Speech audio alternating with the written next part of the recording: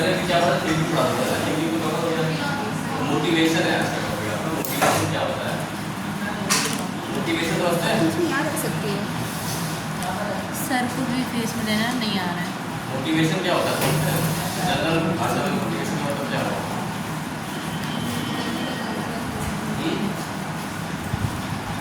कहते हैं किसी को मोटिवेट करना, क्या होता है मोटिवेट करना? मोटिवेशन क्या होता है?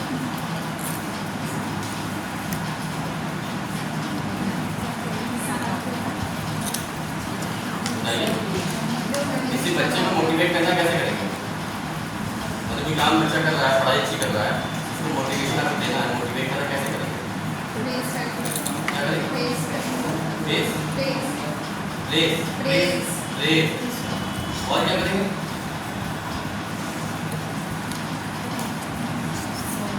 कोई एम्प्लॉय है किसी कंपनी में काम कर रहा है, ठीक है, उसको मोटिवेट करना कैसे करेंगे? अच्छा काम करेगा या आप लोग, ठीक है, आप यदि किसी को मोटिवेट करना है कि और अच्छी पढ़ाई करें, तो कैसे करेंगे? रिवॉर्ड भी बोलो, मोटिवेशन का मतलब क्या हुआ? किसी को रिवॉर्ड करना, रिवॉर्ड देना है ना। उसको मोटिवेट करने के लिए आपको कई तरीके इंकरेज करना, सारी चीज़ें इसमें आएंगी। रिवॉर्ड, गोल, सपोर्टिव पीयर, फ्रेंडली इन्वायरमेंट। किसी का मोटिवेशन अगर नहीं है, डिमोटिवेटेड है कोई ना, उसके आसपास का एनवायरमेंट अगर अच्छा है तो वो मोटिवेशन से मोटिवेशन की तरफ कन्वर्ट हो सकता है, ठीक है। और मान लीजिए कोई मोटिवेटेड है, बहुत अच्छा है, उसका मोटिवेशन बहुत पॉजिटिव एटीट्यूड वाला है, लेकिन उसको अगर एटमॉस्फेयर ऐसा मिल जाए जहाँ पे निगेटिविटी है ना, उसके अकॉर्डिंग चीज़ें नहीं हो रही, क्या होगा? डिमोटिवेट हो जाएगा। मोटिवेशन तो क्या हुआ? इंकरेजमेंट, है ना। चाहे किसी वजह से मिले, चाहे रिवार्ड दिया जाए, चाहे इंकरेज किया जाए किसी चीज़ के लिए, है ना, या कोई अपॉर्चुनिटी दी जाए, चैलेंज को दिया जाए, है ना, ये सारी चीज़ें आपकी इसमें मोटिवेशन में। The term motivation has been derived from the Latin word movere, which means to move। मतलब कि किसी को अगर आगे बढ़ना है तो मोटिवेशन जरूरी है ना। अगर हमें मोटिवेशन होगा तभी कोई भी काम कर पाएंगे, कैसा भी काम हो, चाहे किसी भी फील्ड का काम। अगर मोटिवेशन होगा हमारे तभी कर पाएंगे, नहीं होगा तो नहीं कर पाएंगे, ठीक है। A need or desire that motivate direct related toward food, ठीक है। A need मतलब किसी चीज़ की अगर आपको जरूरत है, किसी भी इंसान को किसी की जरूरत है, या डिजायर, किसी को इच्छा है, that motivate direct related toward the goal, मतलब कि गोल तक पहुँचने के लिए अगर किसी को किसी चीज़ की नीड है और आपको किसी की नीड है ना, तो आप बहुत जल्दी अपने गोल तक पहुँच जाओगे। जैसे किसी को मान लीजिए कोई फाइनेंशियली वीक है, उसको फाइनेंस की नीड है, तो क्या करेगा? अपनी सारी कोशिशें करेगा ना कि हम किस तरह से अर्न करें, कोई भी हम कोशिश करें लेकिन आगे बढ़ें, उसको मोटिवेशन मिलेगा, आगे बढ़ेगा। ऐसी डिज़ायर मतलब इच्छा, मान लीजिए किसी की इच्छा है कि वो डॉक्टर बन जाए, तो पढ़ाई करेगा तो बनेगा। तो इसलिए डिज़ायर और नीड दोनों चीज़ें हैं जो गोल्स की तरफ मिले जाती है। Motivation is the process of including and investigation और investigating the subordinate to put in their best. Motivation क्या प्रोसेस है, ठीक है। इसमें क्या होता है? सबऑर्डिनेट जो होता है उसको अपना बेस्ट करने के लिए हम लोग मोटिवेट करते हैं, प्रोत्साहित करते हैं, है ना। डेफिनेशन क्या होगी इसकी? Motivation means a process of stimulating people to take action to accomplish desired goal. वही बात जो कही गई वही याद रखिए। मोटिवेशन क्या है? एक प्रोसेस है स्टिमुलेटिंग पीपल, किसी भी इंसान को स्टिमुलेट करने के लिए, to action to accomplish desired goal, उसका गोल है उसको अचीव करने के लिए, पाने के लिए उसको स्टिमुलेट करना, यही होता है motivation. Motivation is a general inspirational process which gets the members of the team to pull their weight effectively, to give their loyalty to the group, to carry out properly the task that they accepted and generally to play an effective part in the job that the group has undertaken। ठीक है, ये सबकी अलग अलग theory है, ये थी WG Scott की और ये EFL ब्रेच की थ्योरी, ठीक है।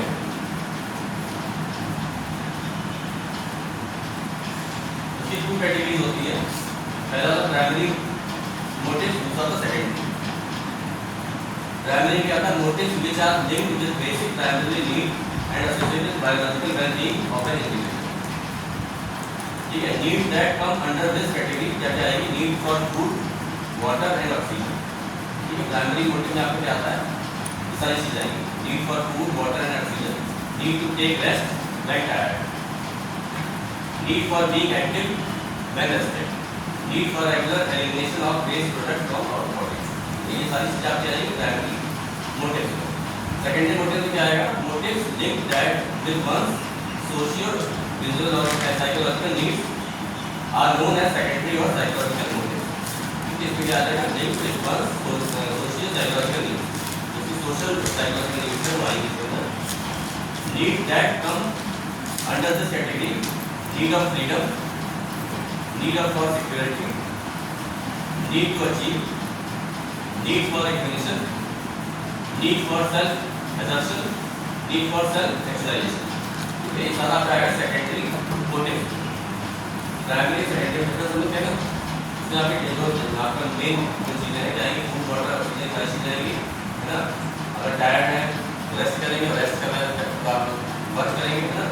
Need for being active man rested, need for regular elimination of waste product from our body. ये सब सारी चीज़ें आपकी डेली एक्टिविटी में आएंगी।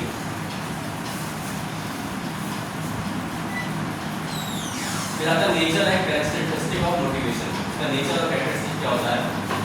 कंपोनेंट ऑफ डायरेक्टिंग, ठीक है, पहला कंपोनेंट ऑफ डायरेक्टिंग, दूसरा साइकोलॉजिकल एस्पेक्ट, रोज डायरेक्टेड, कॉन्टिन्यूअस प्रोसेस, इंटीग्रेट। ये सारी चीजें आएंगी आपकी नेचर एंड कैरेक्टरिस्टिक, ठीक है।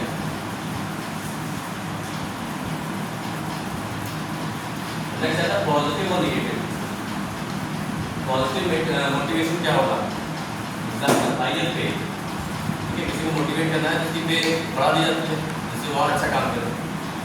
दूसरा क्या? ग्रेटर अथॉरिटी, ठीक है, उसको प्रमोशन कर दिया, प्रमोट कर दिया जाता है, उसकी डेजिग्नेशन बढ़ा दी जाती है, बेटर डेजिग्नेशन पहले से बेटर कर दिया जाए।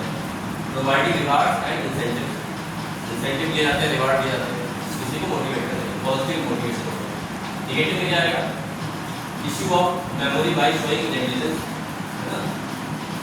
पे कट, सस्पेंशन, समझ गए? ये नेगेटिव में क्या आएगा? किसी को निगलेक्ट किया जाए तो उसको लगने लगेगा कि मैं यहाँ पे काम कर जाएगा नहीं, वो धीरे धीरे करके वहाँ से हट जाएगा, डिमोटिवेटेड हो जाएगा, या उसकी सैलरी काट दी जाए, पे कट कर दिया जाए, या सस्पेंशन हो जाता है। तो ये सारी चीज़ें निगेटिव मोटिवेशन में आएगी। पॉजिटिव में आपका ऐसा आ रहा है, नेगेटिव नहीं आता।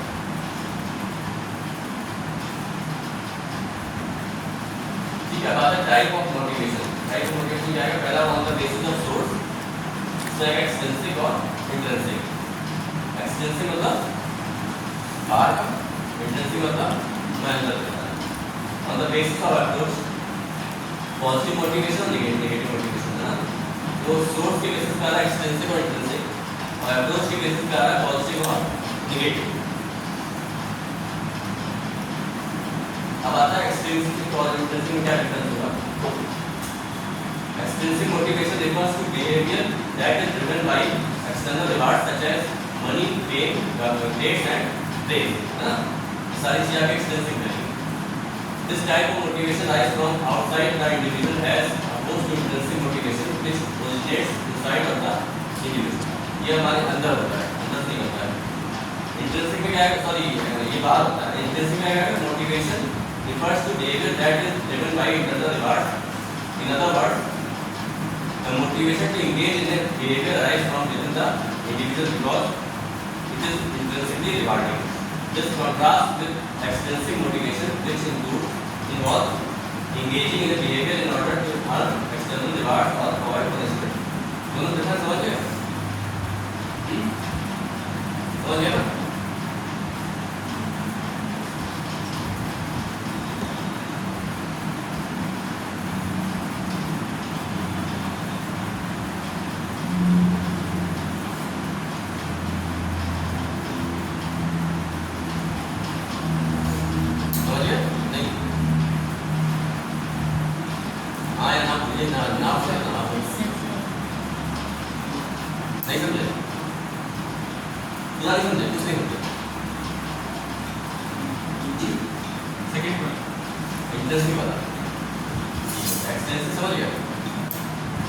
एक्सटेंसिव में क्या होता है?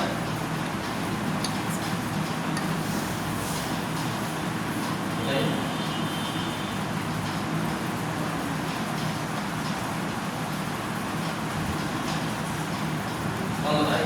एक्सटेंसिव में क्या होता है?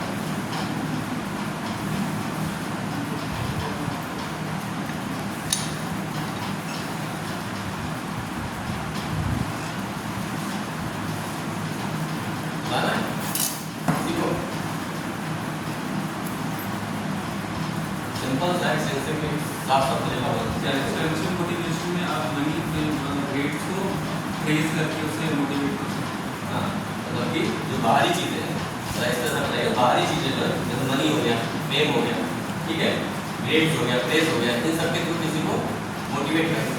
इंटरेस्टिंग में क्या आएगा?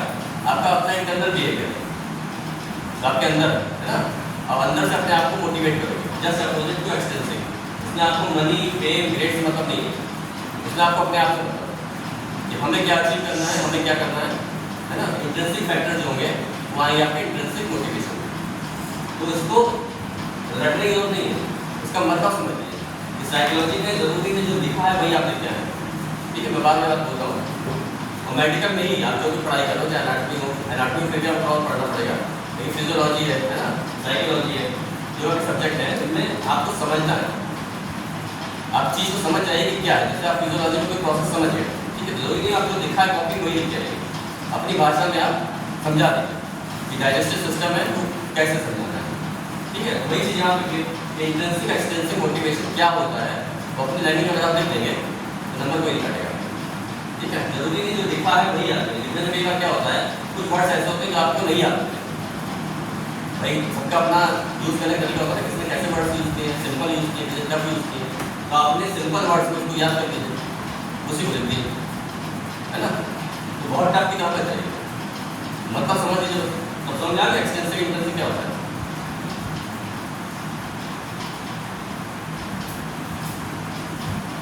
नेक्स्ट आता है पॉजिटिव और नेगेटिव मोटिवेशन। पॉजिटिव क्या हो? Positive motivation initiates to offer reward to pursue employees और workers by providing both monetary and no monetary benefit. हाँ सही है, मैं तो बोलेगा ठीक है। The positive rewards can be measured in terms of money, monetary incentives, increment in salary, cash rewards, bonus payments, share profit and pension etc. है ना। ये सब आपका है इसमें पॉजिटिव। नेगेटिव क्या है? Negative motivation initiate to hold out some punishment to employees to induce desired behavior. The negative motivation is measured in terms of monetary punishment, penalty, reduction of remuneration, bonus allowances and reduction of the financial incentive. Positive में क्या हो रहा है? आपको positive चीज़ें दी जा रही है ना, आपको रिवार्ड दिया जा रहा है, बोनस दिया जा रहा है, या पॉजिटिवली मोटिवेट करिए। नेगेटिव में क्या है? उसका अपोजिट है, ठीक है। आपका रिवार्ड दे दिया गया, आपका पे कट कर दिया गया ना, ये सारी चीज़ें होंगी। लेकिन दोनों की इंपॉर्टेंस है, ठीक है। पॉजिटिव जो मोटिवेशन है उसका भी फायदा है, नेगेटिव का भी फायदा है। नेगेटिव का क्या फायदा है? किसी को अगर पॉजिटिव मोटिवेट कर रहे हो तो वो काम अच्छा करेगा, पढ़ाई अच्छी करेगा, जो भी है ना, तो बच्चा को इसका पॉजिटिव मोटिवेशन दे रहे हो अच्छा करेगा। और नेगेटिव लोगों को क्या होगा? उससे फायदा होगा कि नुकसान होगा? फायदा होगा, बताइए। फायदा हो नुकसान होगा?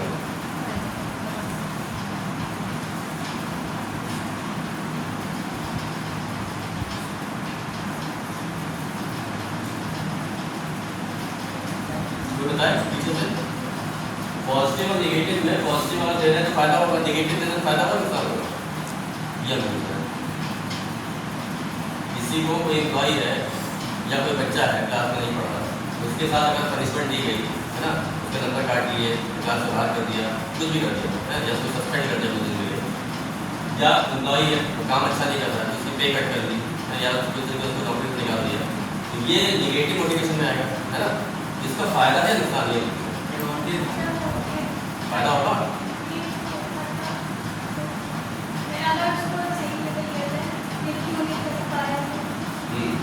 सही कर लो आप, दोनों चीज़ें, ठीक है।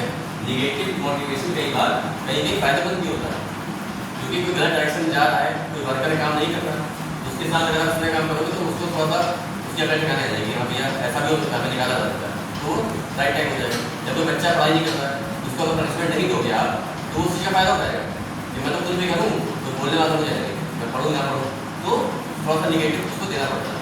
लेकिन कहीं कहीं नुकसान हो जाता है कि कोई अच्छा काम कर रहा है उसके साथ अगर नेगेटिव हो गया तो उसके लिए डीमोटिवेशन हो जाता है। तो ये दोनों जगह काम करेगा नेगेटिव वाला, ठीक है। पॉजिटिव वाला तो अच्छा है, नेगेटिव वाला आपको दोनों जगह काम करेगा, ठीक है।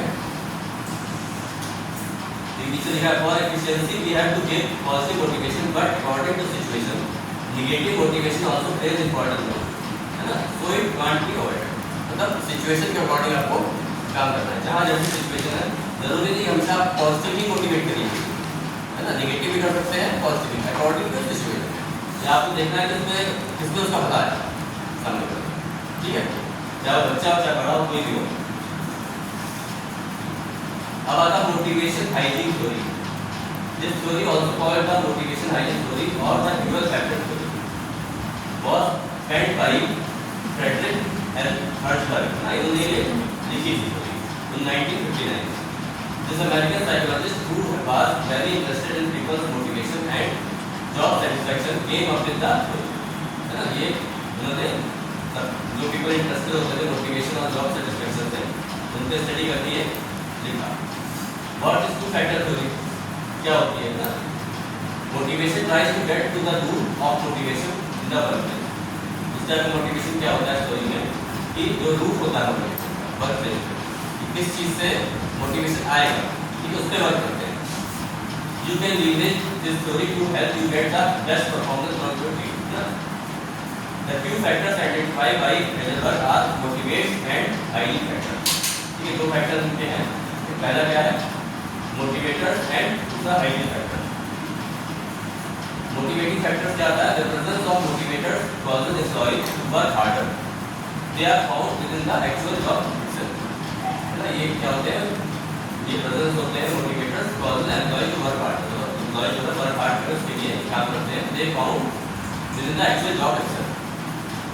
सेकंड है hygiene factors. The absence of hygiene factors will cause employees to work less hard. Hygiene factors are not present in the actual job itself by surrounding the job। The impact of motivating and hygienic factors is summarized in the following diagram. Note that you will often see motivators referred to as factors for satisfaction and hygiene factors referred to as factors for dissatisfaction। ठीक है, ये diagram है दोनों का। Poor hygiene factor decrease employee job satisfaction, motivating factor increase employee job satisfaction। यहाँ hygiene का मतलब क्या होता है, हाइजीन मतलब बॉडी हाइजीन नहीं है, साफ सफाई। यहाँ हाइजीन का मतलब कुछ और है, क्या है,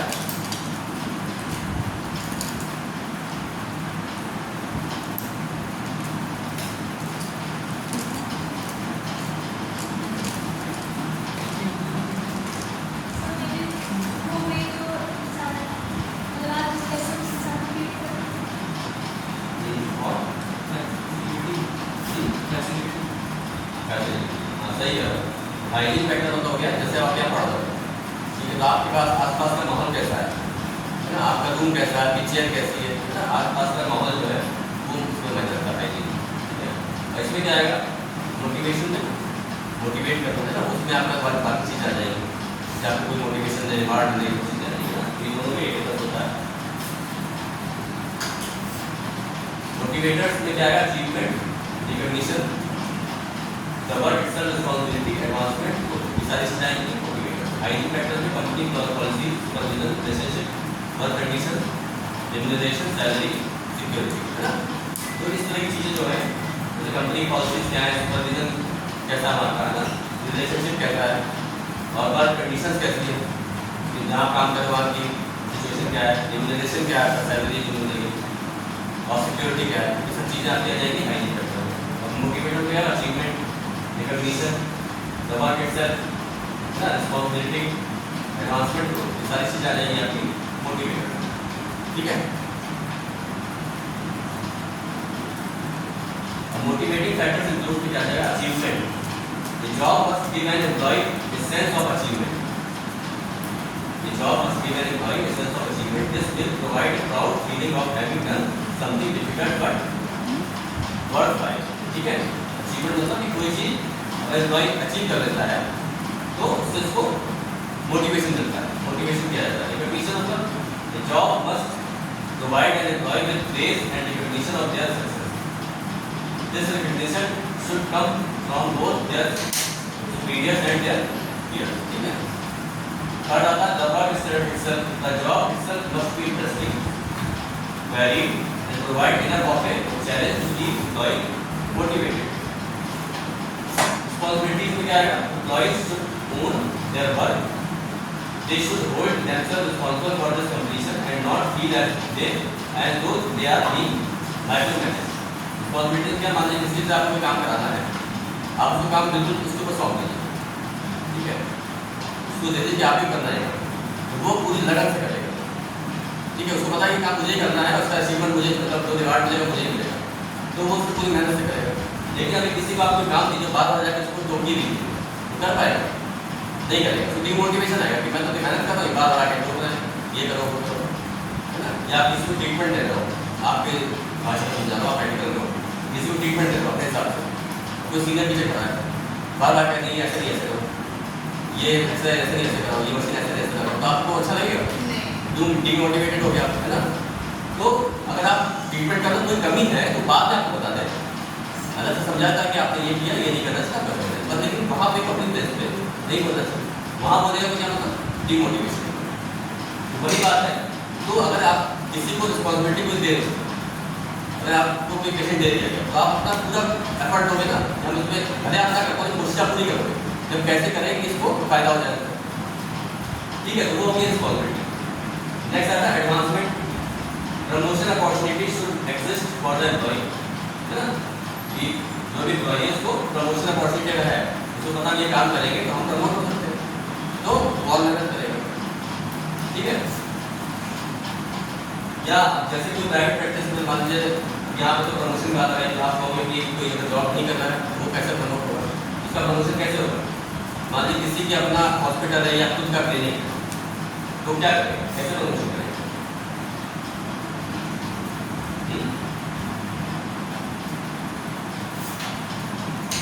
कैसे करें?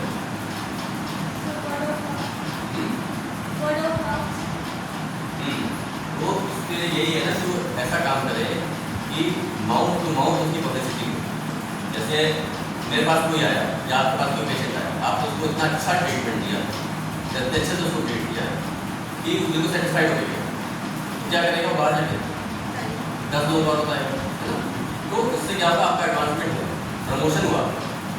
अगर आप किसी कोने में जाके अपना क्लिनिक खोल के बैठ जाइए, टाइम लगेगा 6 महीने 7 साल, ऐसा नहीं कि आप सोचे आज तो पेशेंट आ रहे, थोड़ा टाइम लगेगा, लेकिन आप 2 पेशेंट आपके पास आ रहे हैं और उनको आपने बेस्ट दिया और उनको फायदा हो गया, इन 2 सिक्का वो 20 में कन्वर्ट हो जाएंगे, आप सोच लीजिए, ठीक है। तो इसीलिए प्रमोशन का मतलब यही हुआ। और जो कंपनी कोई काम करता है उसके लिए तो समझिए क्या, उसको तरह तरह की चीज़ें दी जाती है, प्रमोशन बताया जाता है जिससे कि और अच्छा काम करे कि हम प्रमोट होंगे। तो क्या होता है? Job should give employee the opportunity to learn new skills. This can happen either on the job और थ्रू फॉर्मेट लर्निंग, है ना। इसमें क्या है? इसके थ्रू ग्रोथ होती है, इसको और ट्रेनिंग करके और भी चीज़ें उसको बताई जाती है एम्प्लॉय को, जिससे कि और आगे बढ़ सके, ठीक है। साइकोलॉजी समझ आ रही है खाली बस गड़बड़ कैसे गड़बड़ आ रही नहीं समझ आएगी, आप बताइए किसको समझ आ रही है? पूछेंगे नहीं कुछ, बस सोचिए पूछ लगेंगे हम, ये पूछ लेंगे समझ में आ रहा है कि नहीं, किसी को समझ नहीं आ रहा, नहीं समझ आ रहा था। फिर आपका आईटी फैक्टर्स क्या क्या आएगा? Company policy, These should be fair and clear to every employee। जो भी कंपनी की पॉलिसीज है वो क्या होती है? क्लियर होनी चाहिए और फेयर होनी चाहिए। अगर आप एक काम कर रहे हो तो आपको सारी चीज़ें क्लियर, आपको पता है कि आपको पेमेंट कितना मिलना है, कब मिलना है, ठीक है, या आपका प्रमोशन क्या है, आप जॉब करोगे तो कितने टाइम बाद आप प्रमोट होगे ना, सैलरी इंक्रीमेंट कितने टाइम होगा, सब चीज़ें अगर आपको सारी पॉइंट क्लियर है तो आप अच्छे से काम करोगे। आपको पता ही नहीं है, पता कि शायद 10 तारीख को आएगी, 20 तारीख को आएगी, 25 तारीख को आएगी ना, तो आप उसी को मैं आपका दिमाग में जाएगा कि पता नहीं मिलेगी कि नहीं मिलेगी, है ना। या प्रमोशन होगा भी कि नहीं होगा, ऑफर लेटर दिए नहीं है, पता नहीं कब मैं बात करता हूँ। ये सारी चीज़ें कंपनी की पॉलिसी जो होती है वो बहुत मायने रखती है। अगर आप कहीं गए, आपको ऑफर लेटर नहीं जाता है ज्वाइनिंग लेटर, तो आपका जो प्रूफ है तो आपके कॉन्फिडेंस आ जाएगी कि मुझे 1 साल का है, 2 साल का है, जनरल जिनका कॉन्ट्रैक्ट मिल गया है तो मुझे कोई निकाल नहीं सकता। अब कोई गलत काम करके निकालो अलग बात है, पैसे कोई नहीं निकाल सकता। तो कंपनी की पॉलिसी जो है बहुत मायने रखती है। Supervision क्या? Supervision must be fair and appropriate. The employee should be given as much autonomy as is reasonable। मतलब क्या सुपरविजन जो भी इसका कर रहा है वो फेयर होना चाहिए और एप्रोप्रिएट होना चाहिए। जबरदस्ती किसी के ऊपर आप सुपरविजन करोगे या आपके ऊपर करेगा तो नहीं बर्दाश्त होगा, है ना। कहीं ना कहीं मुझे दिक्कत कर रही है, कुछ ठीक लगता बात वो चीज़ें चुभने लगती है, ठीक है। उससे क्या होता है कि अगर कोई आपको सुपरविजन कर रहा है और फेयर है, अच्छा है, तो उससे आपको क्या होगा, ऑटोनॉमी मिलेगा, मतलब आप खुद अपने आप को ग्रोथ करने का आपको चांसेस मिलेंगे। आपके अंदर एक लगेगा कि मैं काम कर रही हूँ, सेल्फ कॉन्फिडेंस आपके अंदर आएगा। Relationship there should be no tolerance for bullying और flips. A healthy amiable and appropriate relationship should exist between peer, superiors and subordinate. मतलब जो भी एम्प्लॉय काम कर रहे हैं, चाहे सुपीरियर हो, सबऑर्डिनेट हो या पीयर हो, सबकी आपस में जो रिलेशनशिप है वो अच्छी होनी चाहिए, ठीक है। फिर आता है work conditions. Equipment and the working environment should be safe, fit for purpose and hygiene. जो भी आपके पास काम करने का आपका जो भी एरिया है, यहाँ काम करते हैं, वहाँ पे जो इक्विपमेंट है या वर्किंग एनवायरनमेंट है वो अच्छा होना चाहिए, साफ सुथरा होना चाहिए, फेयर होना चाहिए, तो आपको काम करने में अच्छा लगेगा। Salary, the pay structure should be fair and reasonable. तो बहुत इंपॉर्टेंट है। सबसे पहले सैलरी देखो कहीं और सैलरी ठीक मिल जाएगी, नहीं मिल जाएगी, सही कह रहे हैं कि सैलरी मिल जाएगी, ज्वाइन नहीं करोगे ना, कर लोगे नहीं करोगे, वही कह रहा हूँ, सैलरी सबसे इंपॉर्टेंट है। या सबसे पहला सैलरी कितनी दे रहे हैं, तो the pay structure should be fair and reasonable. तो पे स्ट्रक्चर जो है एकदम क्लियर होना चाहिए और रीजनेबल होना चाहिए, जो आप चाह रहे हो उसके अकॉर्डिंग हो। It should also be competitive with other organization in the same industry, है ना। और जो अदर इंडस्ट्रीज हैं जिसमें आप काम कर रहे हो उससे जो रिलेटेड है, वहाँ से कम्पिटिटिव होना चाहिए। मतलब आप काम कर रहे हो 20,000 पे और फिर बगल में सेम हॉस्पिटल था, वहाँ 40,000 दे रहे हैं, आपको क्या डिमोटिवेशन आएगा ना, काम हुई नहीं करना, हमें मिला 3,000 मिल जाता है, ठीक है। तो ये होना चाहिए कि आसपास का जो भी माहौल है वो अच्छा होना चाहिए, ठीक है। फिर आता है status. The organization should maintain the status of all employees within the organization. Performing meaningful work can provide a sense of status. There are the security. It is important that employees feel that their job is secure and they are not under any risk, है ना। मतलब जहाँ भी आप job कर रहे हो तो जॉब सिक्योरिटी बहुत जरूरी होती है ना। तो गवर्नमेंट जॉब में तो हम किस जाते हैं कि जॉब सिक्योर है, बाद में निकालेंगे नहीं। प्राइवेट में क्या है, एक गलती की बात करनी होती है। तो इसीलिए जहाँ भी आप काम कर रहे हो वहाँ पे जॉब सिक्योरिटी आपको चेक करना जरूरी है कि बहुत सी कंपनियाँ अच्छी हैं जहाँ पे ऐसा नहीं कि हाँ बिना किसी बात के आपको बाहर कर देंगे। तो ये चीज़ें सारी आपकी हाइजीन फैक्टर में आती है, ठीक है।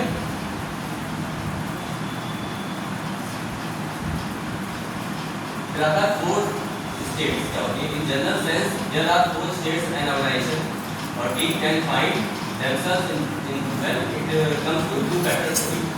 पहला क्या है, high hygiene and high motivation. This is the ideal situation and the one which every manager should strive for.